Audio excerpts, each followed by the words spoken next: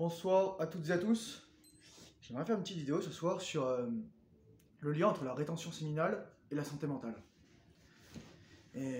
Parce qu'on parle souvent en fait, alors qu'on parle de la rétention séminale, oui, devenir un homme, masculinité, attirer les femmes, avoir l'énergie, avoir du muscle, avoir du sexe et tout ça. Mais ça en fait c'est juste la conséquence de la base de la rétention séminale qui est juste se concentrer sur soi et surtout améliorer son monde intérieur.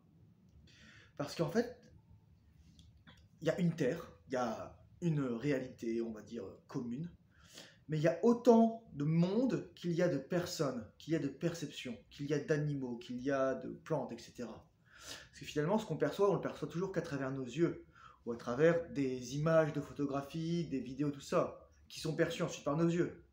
Okay.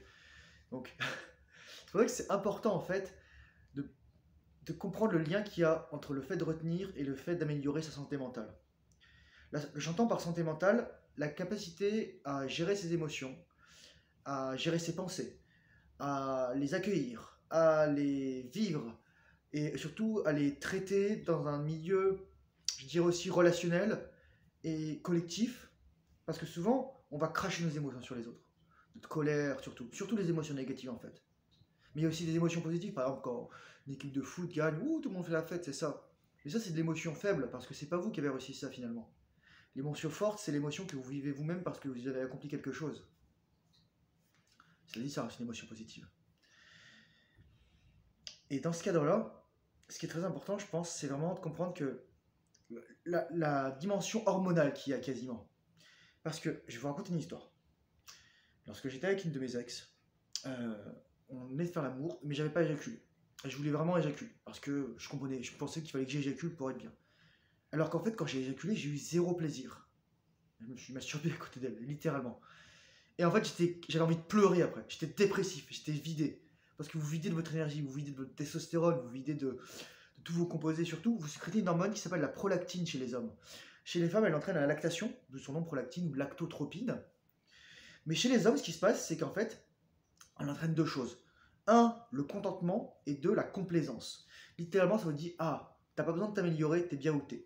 Donc littéralement, si chez vous c'est de la merde, si vous faites rien, si vous améliorez pas, vous gagnez pas d'argent, votre cerveau littéralement va vous dire, c'est pas grave. C'est pour ça qu'en fait les gens veulent éjaculer. C'est parce qu'ils veulent le shot de prolactine pour leur dire, qui va leur permettre de cacher le fait que leur vie c'est de la merde et de se dire, ah mais non en fait, j'ai pas besoin de m'inquiéter. Et voilà les gars. D'où le fait que souvent relapse c'est addictif parce qu'on veut se cacher ces émotions négatives. On veut pas affronter le monde, on veut pas affronter nos peurs, nos défis, tout ça. Et aussi, lorsque vous retenez, en plus il y a la testostérone, tout ça. Moi je vous le dis, pendant pratiquement depuis que j'ai pu éjaculer littéralement, même avant, parce que je pense que j'étais déjà accro à la masturbation avant ça, pendant littéralement 20 ans, j'avais envie de me tirer une balle dans la tête tous les jours. J'avais envie de me jeter sous un camion. J'avais envie juste qu'un camion me percute et que je puisse mourir et que, voilà, que ça soit pas vraiment de ma faute, mais que je sois mort.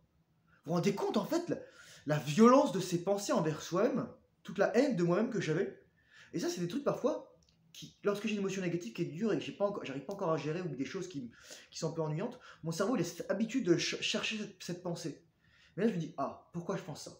Et là, je me dis, ah oui, c'est parce que je fais ci, parce que je suis en train de porter plainte contre ma propriétaire, parce que le tel client m'a dit ça, etc. Et en fait, c'est ça. Votre cerveau il va essayer de vous bully, il va essayer de vous torturer pour vous, soit que vous éjaculiez, soit que vous allez chercher des plaisirs faciles, que ce soit les drogues, que ce soit le sucre, que ce soit la masturbation, que ce soit le pornographie, que ce soit tout ça. C'est pour ça que c'est important de retenir, les gars. Parce que ça va changer votre santé mentale. Et je discutais avec des gars récemment et je leur disais, ils ne me croyaient pas, mais moi je le sens maintenant.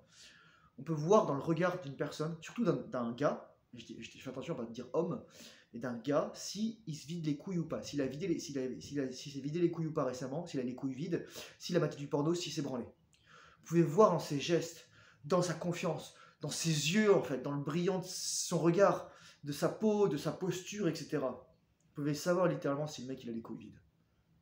Et s'il a accro à la pornographie ou s'il a un regard biaisé vis-à-vis des femmes. Sur ce, je vous souhaite une excellente soirée. Prenez soin de votre santé mentale.